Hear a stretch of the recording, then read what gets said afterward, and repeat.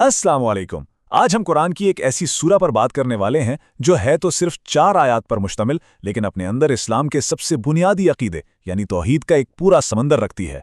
जी हाँ, हम बात कर रहे हैं सूरा इखलास की।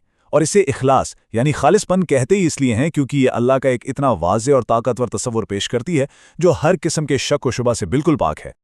इस सूरा का आगाज ही एक जबरदस्त, एक फैसला कुन ऐलान से होता है। कुल हुवल्लाहु अहद, कह दीजिए वो अल्लाह एक है। ये सिर्फ एक जुमला नहीं है, ये तौहीद का वो सुतून है जिस पर हमारे पूरे ईमान की इमारत खड़ी है। एक सादा सा लेकिन इतना गहरा सच जो कायनात की हर चीज को उसकी सही जगह पर रख देता है। और देखिए, इसीलिए सूरा का नाम इखलास है। इसका काम ही खालिस करना है। ये हमारे जहन से, हमारे दिल से अल्लाह के बारे में हर किस्म की मिलावट, हर गलत फहमी को निकाल बाहर करती है, ताकि हमारे सामने सिर्फ एक खालिस, सच्चा और बेऐब तसव्वुर बाकी रह जाए। तो आइए जरा गहराई में उतरते हैं और देखते हैं कि ये सूरा अल्लाह की तारीफ आखिर करती कैसे है। इसका पहला हिस्सा हमें बताता है कि अल्लाह क्या है।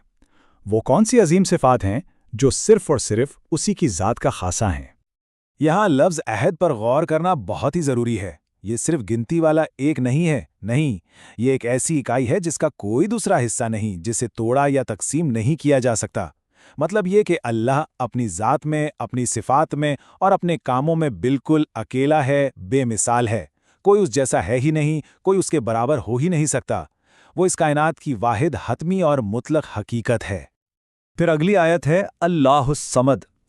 अस-समद अरबी ज़बान का एक नाकाबिले यकीन हद तक गहरा लफ्ज़ है।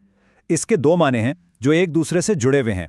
पहला तो ये कि वो जिसे किसी भी चीज़ की कोई ज़रूरत नहीं, वो मुकम्मल तौर पर खुद कफ़ील है। और दूसरा ये कि वो जिसकी ज़रूरत हर एक को है। तमाम की तमाम मखलूक अपनी हर ज़रूरत के लिए, अपनी बका के लिए उसी की तरफ देखती है। वो आखिरी पनाहगाह है जिसका सहारा सब लेते हैं, जबकि वो खुद किसी का मोहताज नहीं। अच्छा, तो अब जब हमने ये जान लिया कि अल्लाह क्या है, तो सूरा का अगला हिस्सा हमें ये बताता है कि अल्लाह क्या नहीं है।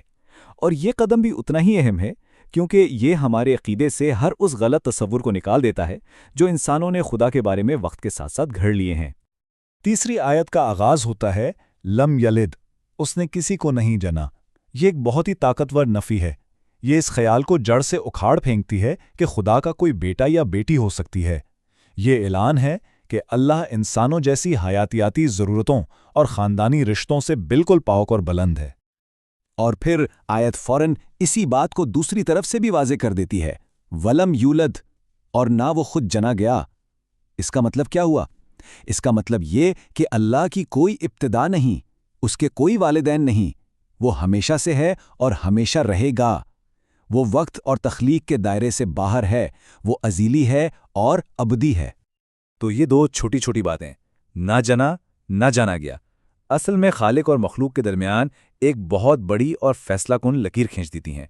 एक तरफ मखलूक है जिसकी एक इब्तिदा है, जो फ़ानी है, जो हर लम्हा मोहताज है, और दूसरी तरफ खालिक है जो अज़ली है, अबदी है और खुद कफ़ील है।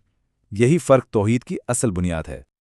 और फिर आती है आखिरी आयत जो इन तमाम बातों को समेटकर एक हतमी नतीजे पर पहुंचती है, वलम यकुन लहू कुफवन अहद, और कोई भी उसके बराबर का उसका हमसर नहीं। मतलब ये कि पूरी कायनात में, चाहे हकीकत में हो या किसी के तसव्वुर में, कोई भी चीज़, कोई भी हस्ती किसी भी लिहाज से अल्लाह के मुशाबा या बराबर नहीं हो सकती। ये उसकी तारीफ़ का, उसकी तौहीद का हतमी मुकम्मल बयान है। तो इन 4 मुख्तसर सी आयात में सूरह इखलास हमें अल्लाह का एक मुकम्मल, जामे और खालिस तरीन तसव्वुर फराहम कर देती है।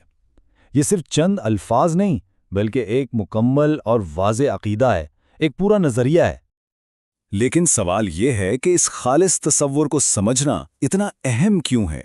वो इसलिए कि ये समझ इंसान को हर किस्म की तौहम परस्ती और शिर्क से आज़ाद करती है। जब हम ये जान लेते हैं कि इबादत के लायक सिर्फ एक बेमिसाल और सबसे बेनियाज ज़ात है, तो हमारी इबादत खालिस हो जाती है। इन आयात पर गौर करना सिर्फ हमारे इल्म में इजाफा नहीं करता, बल्कि ये हमारे ईमान को गहरा करता है और अल्लाह के साथ हमारे ताल्लुक़ को बेहद मजबूत बनाता है। इसी दुआ के साथ हम आज की इस नशिस्त को ख़त्म करते हैं।